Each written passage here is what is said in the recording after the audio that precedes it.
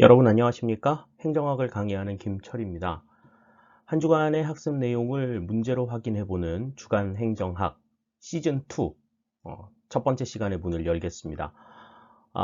기본 내용을 이제 마무리를 짓고 이제 심화 내용 들어가기 전까지 약 한 2주간의 휴식 기간이 있었습니다. 이제 심화 내용이 이제 본격적으로 시작이 되었죠.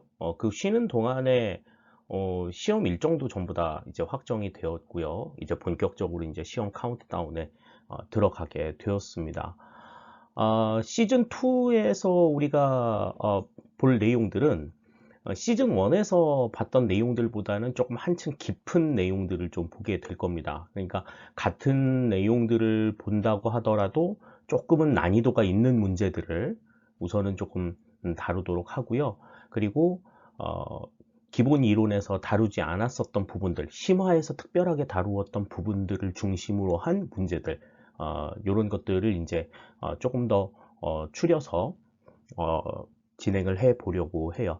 문제수를 늘려볼까도 좀 고민을 했었는데, 문제수를 늘리는 거는 아직까지는 조금 좀 시기상조가 아닌가라는 생각이 들어서 문제수는 계속 10문제를 유지하는 걸로 그렇게 하겠습니다.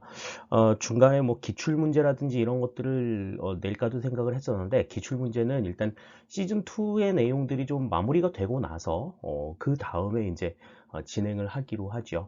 시즌2는 제가 생각했을 때 심화 내용이 마무리가 되는 2월까지 진행이 되지 않을까라는 생각이 듭니다. 그래서 보다 조금 더 좀 깊이 있는 내용들, 그런 내용들을 다루어서 조금 더 합격에 가까워질 수 있도록 많이 신경을 좀 쓰도록 할게요. 여러분들도 적극적으로 참여해 주시고 문제 확인하시고, 그리고 모르는 문제들이나 모르는 내용들에 대해서는 질문도 꼭 해주시도록 적극적으로 좀 이렇게 참여해 주시는 모습들 당부를 드리겠습니다. 지난 시간에 우리가 확인했던 내용들 10문제로 다시 한번 정리를 해 봤습니다. 그러면 1번부터 10번까지의 내용들 어떠한 것들이 있는지 지금부터 같이 한번 살펴보도록 할게요. 문제 1번입니다. 다음 보기 중 통치 기능설 관련 이론에 해당하는 것은? 그랬습니다. 행정의 개념에 대한 여러 가지 학설들 가운데서 이제 처음으로 등장했었던 게 이제 행정관리설이고, 그 행정관리설 다음에 등장했던 게 지금 문제에 나와 있는 이 통치기능설이죠.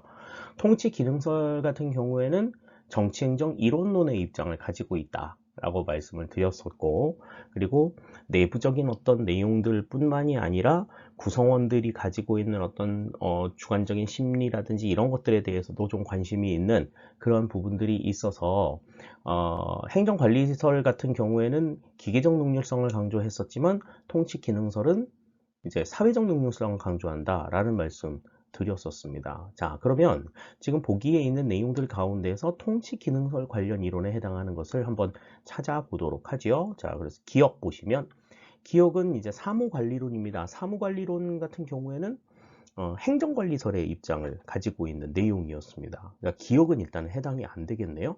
그러면 기억이 이제 제외가 됐으니까 1번, 2번은 답에서 이제 좀 사라지는 내용들이 되겠습니다.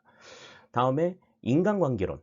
인간관계론이 아까 말씀드린 대로 사회적 능률성을 강조하는, 그래서 구성원의 주관적인 심리 상태 이런 것들을 강조하는 결과를 낳았었죠. 엘튼 메이오가 주장했던 내용이라고 우리가 생각하고 있습니다.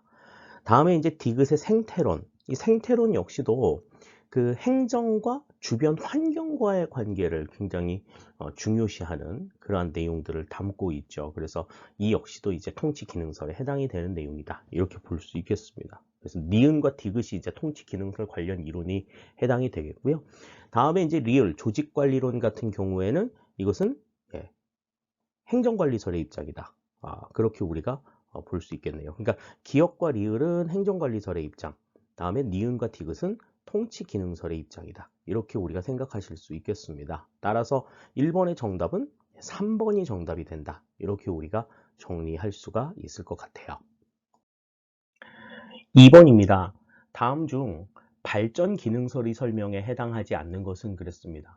이 발전 기능설 같은 경우에는 우리가 이제 그 행정학의 여러 가지 그 접근 방식이라든지 이런 내용들을 살펴봤을 때 그 발전 행정론과 같은 맥락이다 이렇게 설명을 드렸었어요. 그러니까 어떤 내용이었어요? 정책 형성과 집행뿐만이 아니라 국가 목표의 달성까지 행정이 담당을 하는, 그러니까 행정부가 완전히 딱 한 키를 잡고 이 모든 것들 국가 목표의 설정부터 시작해서 그에 따른 정책의 형성, 뭐 집행 이런 것들을 총괄적으로 담당하는 그러한 입장들을 가지고 있다 이렇게 말씀을 드렸습니다. 그래서 신생국들이나 개발도상국에서 이 발전 기능설의 영향을 상당히 많이 받는다 그렇게 말씀을 드렸었죠. 자, 그러면 거기에 해당되지 않는 내용을 찾아보자 이렇게 얘기했습니다. 1번부터 살펴볼게요. 행정을 사회 문제 해결을 위한 정책 형성과 정책 집행으로 인식한다.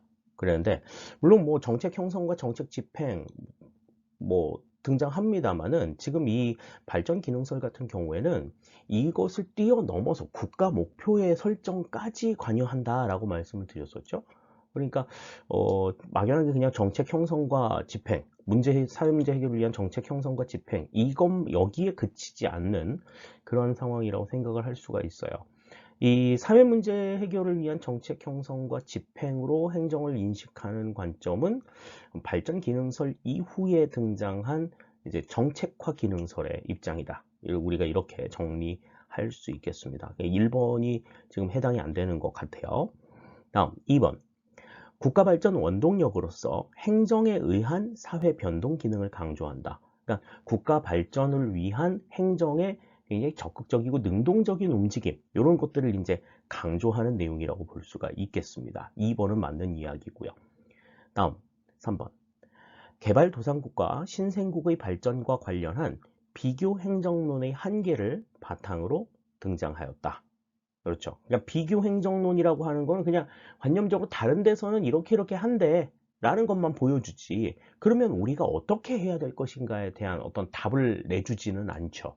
그렇기 때문에 그 한계를 이제 좀 뛰어넘기 위해서 발전 행정론, 발전 기능설이 등장을 했다. 이렇게 우리가 생각을 하시면 되겠습니다. 다음에 4번 개방체제를 바탕으로 행정이 능동적이고 적극적인 역할을 필요로 한다. 아까 앞에서 설명을 드렸었죠. 그러니까 열린 자세를 가지고 관련 어떤 인접 학문들의 어떤 해법, 인접 학문들을 통해서 뭐 좀 힌트를 얻는다든지 이런 방법들도 생각을 할 수가 있을 거고요. 그렇게 문제 해결을 위해서 좀 적극적이고 능동적인 움직임들 이런 것들을 강조하는 그러한 입장들을 보이고 있다라고 하는 것 생각하실 수 있겠습니다. 따라서 발전 기능설에 해당하지 않는 내용들을 골라라 그러면 여기서는 1번이 정답이 되는 것 확인을 할 수가 있겠습니다. 1번의 내용은 정책화 기능설의 입장이다 라고 하는 것 다시 한번 정리를 해 두시고요. 차제에 지금 뭐 발전 기능설, 그다음에 뭐 통치 기능설, 그다음에 행정관리설 여러 가지 이제 이야기들에 대한 것들 그 특징들이 무엇인가 하는 것들을 이 기회에 같이 좀 정리해 두시면 좋을 것 같네요. 3번 보겠습니다. 다음 보기 설명에 해당하는 것은 그랬어요. 보기 내용 살펴볼게요. 민간 투자 기관이 민간 자본으로 공공시설을 건설하고 완공 시 소유권을 정부에 이전하여 정부가 소유권과 운영권을 가지고 대신 민간 투자 기관에 임대료를 지급하도록 하여 시설 투자비를 회수하는 방식이다. 이렇게 이제 이야기를 했습니다. 이거는 지금 이제 그 사회 간접 자본을 구성하는 데 있어서 사회 간접 자본 건설에 이제 민간 자본을 어떻게 투입하느냐, 민간 자본을 이제 투입하는 방식에 대한 내용이죠. 여기에 대해서는 5가지의 내용을 설명을 드렸었습니다. 5가지의 내용이 이제 BO, 그다음 BOT, BTO, 그다음 BTL, BLT 이렇게 이제 5가지의 내용들이 있었죠. 이 내용들을 이제 살펴보실 때는 그 의미들, 그것과 관련된 내용, 의미들이 이제 어디에 박혀 있는가 하는 것들을 좀 생각하실 필요가 있다. 이렇게 말씀을 드렸습니다. 그래서 B는 B는 뭐였어요? 구축, 건설. 그 다음에 O는 운영 또는 소유, 뭐 이런 것들을 의미를 가지고 있고, 다음에 L 같은 경우에는 리스, 그러니까 임대와 관련된 내용이 나오면 이제 L이 들어가는 거고, T 같은 경우에 이제 트랜스퍼, 그래서 이제 권리의 이전이 이제 그 T를 의미한다. 이렇게 우리가 생각을 할 수 있죠. 그래서 그와 관련된 내용들이 이제 이 보기 안에 어떻게 있는지를 한번 살펴보면 될 것 같아요. 자, 그럼 다시 한번 보기 보겠습니다. 민간 투자 기관이 민간 자본으로 공공시설을 건설하고, 건설이라는 말이 나왔으니까 일단은 B가 들어가겠죠. 다음, 완공시 소유권을 정부에 이전하여, 이전이라는 말이 나왔으니까 B 다음에 나와야 될 건 T가 되겠죠. T. 그럼 1번, 4번 일단 탈락입니다. 자, 다음, 정부가 소유권과 운영권을 가지고 대신 민간 투자 기관에 임대료를 지급하도록 하여, 임대료를 지급한다. 그러면 여기서는 임대와 관련된 얘기가 나오니까 L이 나와야 되겠죠. 그래서 시설 투자비를 회수하는 방식이다. 그러니까 요거는 이제 build, transfer, 그다음에 lease 이렇게 이제 세 가지가 나왔기 때문에 BT, L이 해당이 된다. 이렇게 우리가 찾아볼 수 있겠습니다. 3번의 정답은 2번이 되겠네요. 그러니까 지금 이 사회 간접 자본의 민자 유치 투자, 민간 투자 유치와 관련된 방법에 대해서는 그 지금 앞에서 설명했던 기본 개념 BOLT의 내용이 이제 순차적으로 어떻게 나오고 있느냐, 요거를 이제 찾아서 그에 해당하는 내용들을 연결하시면 답을 쉽게 찾으실 수도 있다라고 하는 것. 그 의미를 아는 것도 중요하겠습니다만 시험을 볼 때에는 그 부분들만 빨리 찾아서 답을 찾아 나가도록 그렇게 훈련하는 연습들 해 두시면 좋을 것 같아요. 3번의 정답 2번이 되겠습니다. 4번입니다. 다음 정부 실패와 시장 실패에 대한 설명으로 옳지 않은 것은 그랬습니다. 정부 실패와 시장 실패에 대한 내용들은 원인과 그 대응에 대해서 좀 잘 알아두자라고 말씀을 드렸었는데, 이제 기본 시간에 우리가 배웠을 때는 각각의 원인과 그 다음에 결과에 대한 내용들, 이런 것들을 이제 중심으로 말씀을 드렸습니다만, 여기에서는 이제 그 전체적인 맥락들을 한꺼번에 물어보고 있죠. 보기 1번부터 볼게요. 시장 실패 원인 중 자연 독점은 공적 유도를 통해 해결되기 어렵다 그랬습니다. 우리 그 시장 실패 원인 가운데에서 이제 자연 독점 같은 경우에는 이제 완전 경쟁 체제 하에서의 독점 상태를 우리가 이제 자연 독점이라고 이야기를 했는데, 이 자연 독점 같은 경우에는 어떻게 해결된다 그랬어요? 정부 규제를 통해서 독점 기업을 규제하는 방법, 그리고 두 번째는 직접 공급, 정부 공급을 통해 가지고 정부가 하나의 공급자로 나서서 소비자들의 선택의 폭을 늘려주는 방식으로 사용이 된다고 얘기를 했죠. 그러니까 보조금 지급 같은 공적 유도의 방식으로 이 자연 독점은 해결되기가 어렵다. 이렇게 볼 수 있는 거죠. 1번은 이제 맞는 이야기가 되겠습니다. 다음 2번. 공적 공급을 통해 해결할 수 있는 시장 실패 원인은 자연 독점과 공공재의 존재가 있다. 그렇죠. 아까 앞에서 설명드린 대로 자연 독점은 공적 공급을 통해서도 해결을 할 수가 있고, 공공재의 존재 같은 경우에는 공적 공급만이 유일한 해법이다. 이렇게 우리가 알고 있습니다. 2번 맞는 이야기고요. 다음 3번. 모든 정부 실패는 민영화를 통해 해결될 수 있다. 그렇습니다. 민영화가 정부 실패의 대부분의 내용들의 해법이 될 수가 있죠. 그런데 이제 한 가지 파생적 외부 효과의 경우에는 이 민영화를 통해서 해결이 되지 않고, 해결이 되기가 좀 어렵고, 이거는 정부에서 정부 규제 완화라든지, 그다음에 뭐 정부가 이제 좀 발을 빼는 정부 공개 완화라든지 뭐 규제 완화라든지 그다음에 뭐 보조금 삭감이라든지 이런 방식을 통해서 해결이 될 수 있다라고 우리가 알고 있습니다. 민영화는 파생적 외부 효과의 해법에는 해당이 되지 않는다. 그렇기 때문에 모든 정부 실패가 민영화를 통해서 해결될 수 있다고 이야기하는 것은 맞는 얘기라고 보기는 어렵죠. 다음 4번. 정부 실패 원인 중 내부성은 규제 완화를 통해서는 해결되기 어렵다. 그런데 이 내부성이라고 하는 건 뭐예요? 내부성. 내부성은 공익추구 활동이 공무원들 자신에게 손해가 되는 그러한 결과를 가지고 오게 되는 상황.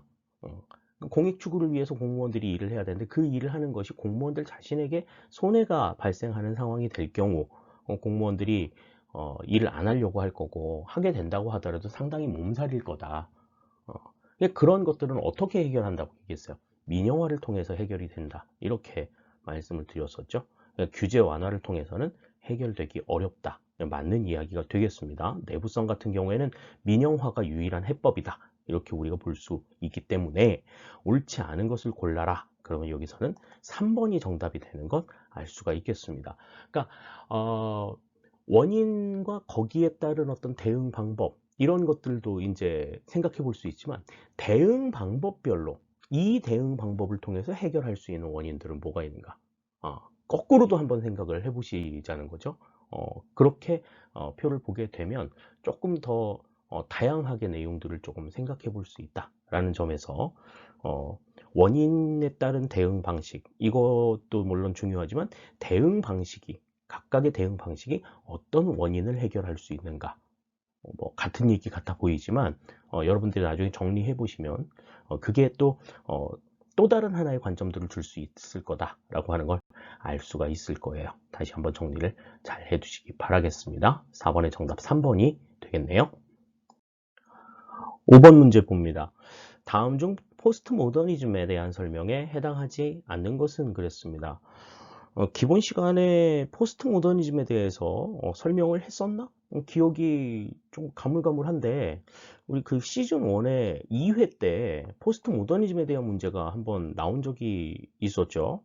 그걸 보면 기본 시간에 한번 설명을 했었나 싶기도 한데 기본 시간에 설명은 안 했어요. 안 했는데도 시즌 1의 문제를 한번 냈었던 적이 있더라고요. 그걸 보고 조금 깜짝 놀랐었는데 다시 한번 정리 한번 해봅시다.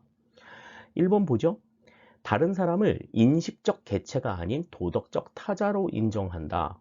이거는 이제 그 포스트 모더니즘 행정 이론 가운데 이제 파머의 반관료제 이론에서 나오는 탈근대성, 탈근대성을 내기 위한 이 포스트 모더니즘 행정의 4가지 요소를 거기에서 이제 나왔던 얘기죠. 다른 사람들을 인식적 개체가 아닌 도덕적 타자로 인정한다라고 하는 건 이건 타자성에 해당이 되는 내용이다. 그 탈근대성의 내용이 뭐가 있었어요? 상상, 해체, 영역 해체, 타자성 이렇게 이제 4가지가 있었는데 그 가운데서 이제 타자성에 해당이 된다. 그러니까 인식적 개체라고 하는 거는 그냥 뭐 사람이면 너나 나나 똑같은 사람이면 다 똑같은 거지 이렇게 생각하는 개념이지만 도덕적 타자로 인식한다라는 거는 뭐 사람의 모양을 갖추고 있다고 하더라도 그 사람이 가지고 있는 생각이나 어떤 사고나 가치관이나 이런 것들이 전부 다 다르기 때문에 나와는 다른 존재라는 인식을 가지고 있어야 된다라는 거죠. 그런 점들이 이제 타자성에 대한 의미다라고 설명을 드렸습니다. 다음 2번. 언어, 몸짓, 이야기, 설화, 이론 등 기존 텍스트를 바탕으로 한 지식 도출을 강조한다. 그랬는데 이 포스트 모더니즘 행정의 그 탈근대성 특징 가운데에서 이제 해체와 관련된 내용, 탈구성과 관련된 내용들은 이 언어, 몸짓, 이야기, 설화, 이론 여기에서 나오는 이 기존 텍스트를 바탕으로 지식을 도출하는 게 아니라 그러한 텍스트들이 어떻게 해서 나오게 되었는가에 대한 텍스트의 근거를 바탕으로 해서 새로운 어떤 지식을 창출해내자 라고 하는 거죠. 그러니까 기존에 그냥 눈에 보이는 어떤 보편적인 진리 이런 것들을 조금 뛰어넘는 그러한 새로운 지식을 창출하자라고 하는 개념이 해체에 대한 설명이 됐었어요. 그러니까 기존 텍스트를 바탕으로 한 지식 도출을 강조한다고 하는 얘기는 맞는 얘기가 아닌 거죠. 그죠? 2번은 그래서 틀린 내용이 되겠습니다. 다음 3번. 팍스와 밀러는 구성주의를 통해 관료제를 비판하고 정책 결정을 통한 담론의 중요성을 강조하였다. 그렇죠. 이걸 이제 그래서 이제 팍스와 밀러가 주장했던 이론을 우리가 뭐라고 얘기해요? 담론 이론이라고 이야기를 하는 겁니다. 네, 3번 맞는 이야기가 되겠고요. 다음 4번. 시민 정신과 시민에 대한 봉사를 중시하는 신공공 서비스로는 포스트 모더니즘 행정에 포함된다. 그랬는데 파머의 반관료제 이론과 그 다음 박스와 밀러의 담론 이론 외에 뎁트의 비판 행정 이론, 그리고 댄 하트의 신공공 서비스론, 이것이 이제 포스트 모더니즘 행정에 포함이 된다. 우리가 이제 그렇게 본 기억이 있습니다. 그러니까 4번도 맞는 이야기가 되겠죠. 따라서 해당하지 않는 것을 골라라. 그러면 여기서는 2번이 틀린 거다. 이렇게 우리가 생각할 수 있겠습니다. 포스트 모더니즘 행정 같은 경우에는 요즘에 이제 새롭게 떠오르고 있는 이론들이기 때문에 그 의미나 내용들을 좀 자세하게 좀 정리를 해 두실 필요가 있어요. 시험에 과거에 출제가 되지 않았었지만 앞으로는 출제가 될 가능성이 조금 높은 부분이니까 과거의 어떤 기출문제에 의존해 가지고 문제를 봐 가지고는 이 내용들을 이해하기가 쉽지가 않습니다. 그러니까 지금 우리 교재에 나와 있는 그 내용들을 바탕으로 해서 충분하게 이해를 좀 해 두실 것을 당부를 드릴게요. 5번의 정답 2번이 되겠습니다. 하재누리 행정학은 카카오톡 채널로 여러분들과 소통합니다. 지금 화면에 보이고 있는 QR코드를 촬영해서 하재누리 행정학 카카오톡 채널의 친구가 되어 주십시오. 공무원 시험을 위한 다양한 행정학 컨텐츠를 여러분들 만나보실 수가 있습니다. 지금 우리가 함께 했던 주간 행정학은 물론 앞으로 살펴보게 될 여러 가지 기출 문제들에 대한 내용들도 또 수업에서 다루지 않는 여러 가지 행정학과 관련된 이야기들 카카오톡 채널에서 여러분들과 함께 나누도록 하겠습니다. 또 여러분들이 행정학을 공부하면서 궁금한 사항이라든지 또 질문하고 싶은 내용들 있으시면 카카오톡 채널 안에 대화창을 통해서 여러분들 질문해 주시면 성심성의껏 답변해 드리도록 하겠습니다. 여러분들의 많은 참여 기다리고 있을게요. 6번 보겠습니다. 비가이 피터스의 거버넌스 모형에 대한 설명으로 옳지 않은 것은 그랬습니다. 1번부터 보죠. 전통적 정부 모형은 전근대적 권위를 해결하기 위한 개혁을 주장하였다. 그랬습니다. 그러니까 전근대적 권위를 해결하기 위한 개혁이라고 얘기했으니까 여기서는 이 전통적 정부 모형에서는 전근대적 권위를 이제 문제 진단 기준으로 봤다는 거죠. 1번은 맞는 이야기가 되겠습니다. 다음 2번. 시장적 정부 모형은 독점을 해결하기 위한 방안으로 분권화를 주장하였다. 그랬는데 맞는 얘기죠. 그죠? 독점을 해결하기 위해서 분권화를 개혁 방안으로 내세웠다. 이렇게 이제 생각할 수가 있겠습니다. 전통적 정부 모형 같은 경우에는 전근대적 권위를 해결하기 위해서 뭘 주장했어요? 계층제를 주장했다. 우리 이제 이렇게 정리하고 있죠. 다음 3번.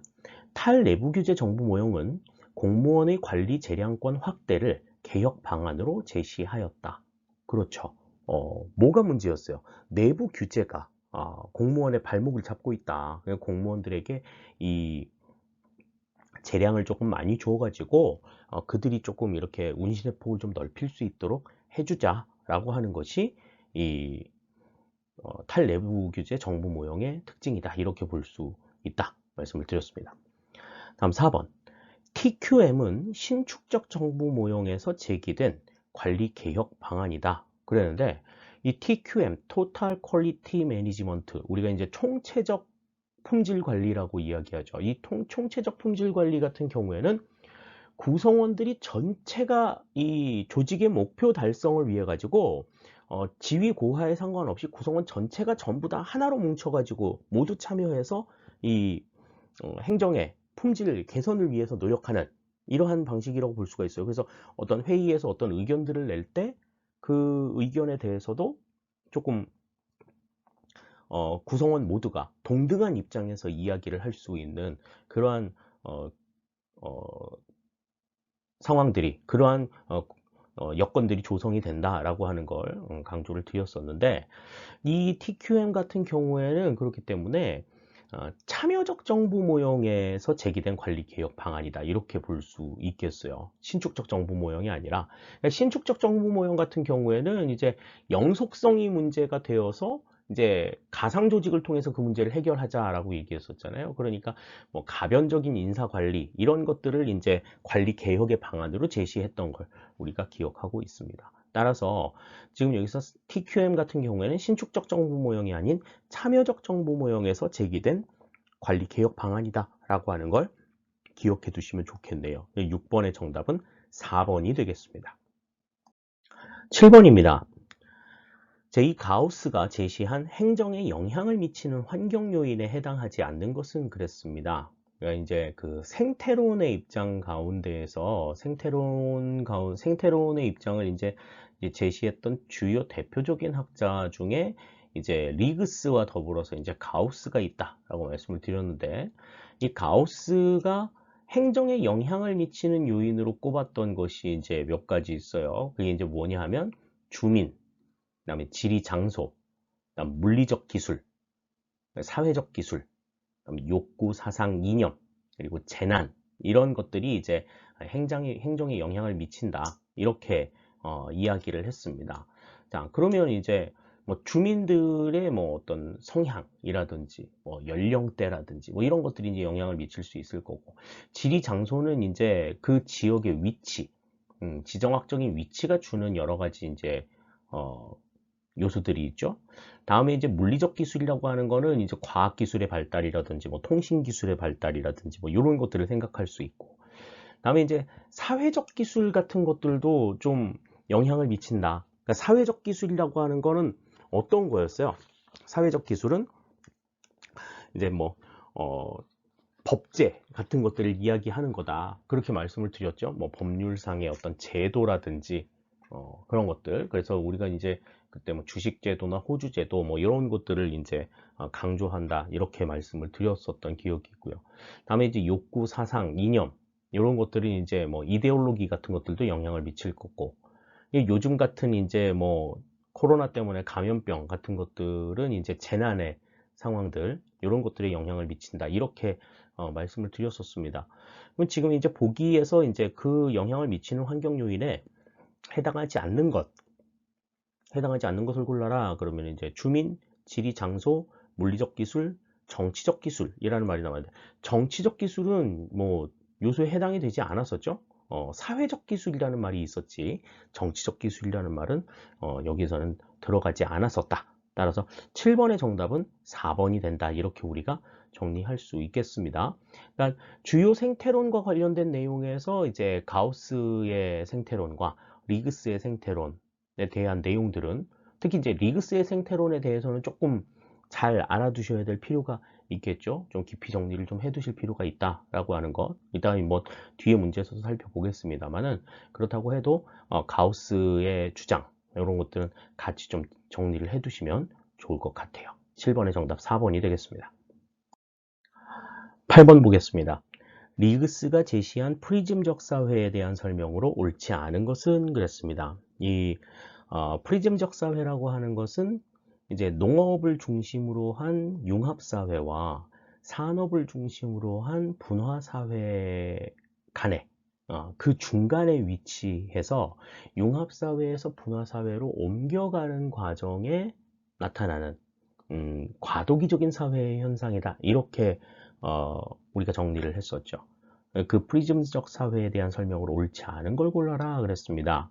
자, 1번부터 보시면 관료제 모형으로 사랑방 모델을 제시하였다 그랬습니다. 이 사랑방 모델, 그러니까 외부인이나 내부인이나 전부 다 어우러질 수 있는 그러한 공간을 우리가 이제 이야기하죠. 그래서 우리가 이제 다른 말로 이제 살라 모델이라고 이야기를 했었는데, 프리즘적 사회에서는 이 사랑방 모델을 제시했다, 살라 모델을 제시했다, 맞는 이야기가 되겠습니다. 융합사회 같은 경우에는 관료제 모형으로 안방 모델, 체인버 모델을 제시했었고, 분화사회에서는 이제 사무실 모델, 오피스 모델을 제시했었다라고 하는 것 정리하실 수 있겠죠. 다음 2번. 시장 원리를 바탕으로 시장 요인에 입각한 가격을 설정한다 그랬는데, 이 프리즘적 사회 같은 경우에는 시장 기제에 의존은 하기는 하지만 정찰 가격, 그러니까 정해진 가격이 없고, 그냥 뭐 신분이나 뭐 서로 뭐 어떤 뭐 친목이나 뭐 이런 시장 외적인 요인에 의해 가지고 가격이 결정이 되는 그러한 성향들을 보인다, 이렇게 말씀을 드렸었습니다. 그러니까 부정가성이라고 이야기했죠. 그래서 그와 관련돼서 이제 마자와 캔틴에 대한 개념들도 말씀을 드렸었어요. 자, 다음 3번. 전통적 요인과 현대적 요인이 고도로 혼합되어 있다. 이게 이제 프리즘적 사회의 가장 대표적인 특징이라고 이야기할 수 있겠죠. 고도의 이질성을 가지고 있다라고 하는 것 알 수 있을 거고. 다음 4번. 가치가 분화되지 못하고 소수 엘리트에 의해 독점된다. 그러니까 이 가치의 응집이 이루어진다라고 하는 것이 또 프리즘적 사회가 가지고 있는 나의 특징이다, 이렇게 생각할 수 있겠습니다. 따라서 프리즘적 사회에 대한 설명으로 옳지 않은 것은 여기서는 시장 요인에 입각한 가격을 설정한다고 얘기한 2번이 틀린 내용이 되겠죠. 시장 외적인 요인에 의해서 가격이 그냥 모두에게 균일하게 적용이 되는 것이 아니라 어떤 사람한테는 좀 높게 설정도 되고 어떤 사람한테는 좀 낮게 설정이 되고 이렇게 될 수 있다 라고 하는 것을 생각하시면 될 것 같아요. 특히 이제 프리즘적 사회의 특징으로 한 13가지 정도가 나와 있었습니다. 뭐 고도의 이질성, 형식주의, 기능의 중첩, 연고주의, 다분파주의, 다규범성과 편의성, 부정가성, 양초점성, 권한통제의 분포, 상향적, 하향적 누수체제와 전략적 지출, 가치의 응집, 천민자본주의, 의존 증세군 등등등등 여러 가지 이제 이 13가지 이제 특징들이 무엇을 의미하는가 하는 것들을 좀 정리해 두시기를 바랄게요. 프리즘적 사회에 대해서 문제가 나온다라고 하면 여기에서 나올 가능성이 굉장히 높다 하는 것 알아두시고 내용 잘 정리해 두시길 바라겠습니다. 8번의 정답 2번이 되겠습니다. 9번입니다. 다음 중 공익에 대한 입장이 다른 하나는 그랬습니다. 우리가 이제 그 행정의 가치를 이야기할 때 공익과 관련된 내용은, 공익과 관련된 입장은 실체설과 과정설 두 가지가 있다고 말씀을 드렸었죠. 그러면 실체설이라고 하는 건 뭐예요? 공익, 사익과 구별된 공익의 실체가 존재한다라는 거죠. 그러니까 별도의 공익이 존재하기 때문에 공익과 사익 간의 충돌이 발생할 가능성은 없다. 공익은 공익대로, 사익은 사익대로 추구하는 거라서 공익을 추구하는 데 있어서 사익이 뭐 영향을 미치거나 이러지 않는다. 따로 놀고 있다라고 하는 개념이 실체설의 입장이고요. 과정설의 입장은 공익은 따로 존재하지 않는다. 그냥 여러 사람들의 이해관계, 이 여러 사람들의 이익을 이제 종합해가지고 그 좀 부딪히는 과정들을 이렇게 조절해가지고 그 하나로 합의된 그 전체의 총합이 공익이다라고 보는 관점이 과정설의 관점이에요. 그러니까 지금 여기 입장이 다른 하나를 골라라 그랬으니까 지금 네 개 중에 하나만 다른 내용이고 나머지 세 개는 이제 같은 입장인 거지. 그러니까 실체설과 과정설 중에 어디에 속하느냐 하는 것들을 찾아보면 답이 금방 보일 수 있을 것 같습니다. 자, 내용 보시죠. 1번, 공익은 상호간 조정을 통해 결합된 사익의 총합이다. 그랬습니다. 상호간 조정을 통해 결합된 사익의 총합. 이거는 별도의 공익을 가지고 있지 않다. 별도로 어떤 공익의 실체가 존재하지 않는다 라고 보는 입장인 거죠. 1번은 과정설의 입장이라고 볼 수가 있겠고요. 다음 2번, 공익과 사익은 속성이 달라 상충될 수밖에 없다. 공익과 사익의 상충, 이것을 이제 이야기하는 것은 역시 과정설의 입장이라고 볼 수 있겠습니다. 다음 3번, 공익은 사익을 초월한 실체적, 규범적, 도덕적 개념이다. 사익을 초월한 별도의 개념이라고 보는 개념은 실체설의 입장인 거죠. 다음 4번, 공익과 사익은 명확히 구분되기 어렵다. 이것은 구분되기 어렵다라고 보는 거. 이거는 과정설의 입장이다. 따라서 3번 하나만 지금 실체설의 입장인 거고 1번, 2번, 4번은 과정설에 대한 입장이다. 이렇게 우리가 정리할 수 있겠습니다. 따라서 9번의 정답은 우선 3번이 정답이다. 이렇게 우리가 생각할 수 있겠네요. 공익에 대한 입장에 대해서 실체설과 과정설의 입장을 분명하게 정리해 두시면 이러한 내용들의 문제들은 다 걸러내실 수가 있다라고 하는 점 분명하게 생각해 두시면 좋겠습니다. 10번입니다. 가외성에 대한 설명으로 옳지 않은 것은 그랬습니다. 이 행정의 가치를 이야기하는 데 있어서 이 가외성은 굉장히 중요하다라는 말씀을 드렸어요. 행정에서만 나타나는 가치다라고도 설명을 드렸었죠. 그래서 뭐 어떠한 일을, 같은 일을 거듭 행하는 일이라든지 또 한 가지를 거듭 반복하는 일이나 그 다음에 여러 곳에서 한 가지 일을, 그 같은 일을 여러 곳에서 똑같이 하는 그런 어떤 기능의 중첩, 이런 것들을 통해서 조직의 어떤 신뢰성을 좀, 행정의 신뢰성을 좀 제고시킬 수 있는 그러한 어떤 성질이다라고 말씀을 드렸었죠. 하지만 이제 같은 업무를 반복하고 그 다음에 뭐 여러 곳에서 같은 일을 여러 곳에서 막 이렇게 담당하고 있는 일이 그게 뭐 경제적이거나 능률적인 그런 속성은 아니다라고 말씀을 드렸었어요. 자, 그게 이제 가외성의 이제 특징에 대한 내용이었는데, 자, 그럼 1번부터 살펴봅시다. 1번. 불확실성이 높은 상황에서 오류 가능성을 최소화하여 경제성과 능률성을 확보한다. 그랬는데, 불확실성이 높은 상황에서 오류 가능성을 최소화하기 위해서 이 가외성이 적용이 되는 건 맞아요. 근데 이 가외성이 경제성과 능률성하고는 거리가 멀다고 말씀을 드렸었죠? 그 경제성과 능률성과는 거리가 먼데 경제성과 능률성을 확보한다고 이야기했기 때문에 1번이 일단은 틀린 내용 같아요. 앞의 내용은 맞지만 뒤의 내용이 조금 이상합니다. 다음 2번. 위기 상황에 정책 오류 방지에 효과적이다. 그러니까 정책의 오류를 방지하는 것이 가외성의 가장 큰 목적이다. 이렇게 생각할 수 있겠어요. 2번 맞는 얘기고. 다음 3번. 동일 기능의 중첩과 동일 업무의 반복을 포함한다. 그러니까 여러 기관에서 같은 기능을 가지고 있던지, 그 다음에 한 가지 일을 거듭 두세 번 계속 반복하는 그러한 일들, 이러한 것들이 이제 가외성에 해당이 되는 내용이라고 볼 수가 있죠. 자, 다음 4번. 행정의 신뢰성을 제고할 수 있다. 가외성이 갖는 가장 탁월한 장점이다. 이렇게 우리가 볼 수 있겠습니다. 따라서 10번의 정답은 여기서는 1번이 정답이 되겠죠. 가외성은 경제성, 능률성하고는 좀 거리가 멀다라고 하는 것 다시 한번 정리해 두시면 좋겠습니다. 이렇게 우리가 주간행정학 시즌2 첫 번째 시간을 함께 했습니다. 새롭게 배웠던 내용들도 있고 또 기존에 이미 배웠던 내용들을 좀 깊이 있게 물어본 내용들도 있었고 이제 점점 이제 기출 문제의 난이도에 이제 근접해 가는 그러한 모습들이 이제 계속해서 나오게 될 거예요. 그러니까 이 지금 설명하고 있는 내용들을 우리가 충분하게 이해를 해야 지금 나와 있는 문제들을 이제 해결할 수 있는 능력이 있다면 이제 기출 문제도 이제 우리가 풀 수 있겠구나. 이렇게 우리가 자신을 가질 수 있다. 이렇게 생각할 수 있겠습니다. 아직은 이제 첫 걸음마 단계이고 그렇기 때문에 처음부터 막 이렇게 잘할 수는 없어요.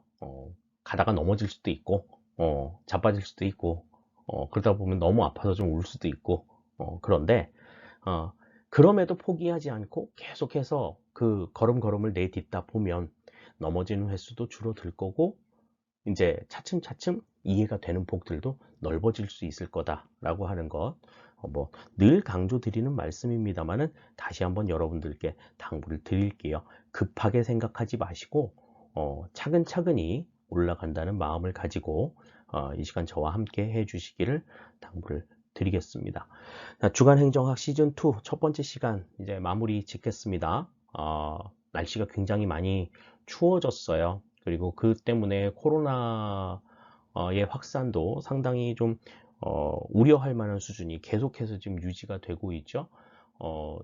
지금 사회적 거리두기 단계, 뭐 집합 금지가 이제 학원이 좀 해제가 됐기 때문에 이제 대면 수업이나 이런 것들이 좀 가능해지게 됐지만 그래도 여러분들 그 모쪼록 건강 유의 뭐 거듭 당부를 드리겠습니다. 지금 뭐 여러분들을 위해서도 그렇지만 다른 사람들을 위해서도 뭐 코로나, 감기 뭐 이런 거 지금 걸리면 안 돼요. 그러니까 건강 유지 확실하게 신경 써 주시고 건강 유지 신경 쓰는 것만큼이나 복습 예습도 충실히 해 주실 것을 당부를 드립니다. 저는 여기서 물러갑니다. 다음 주에 우리 다시 만나도록 할게요. 수고하셨습니다.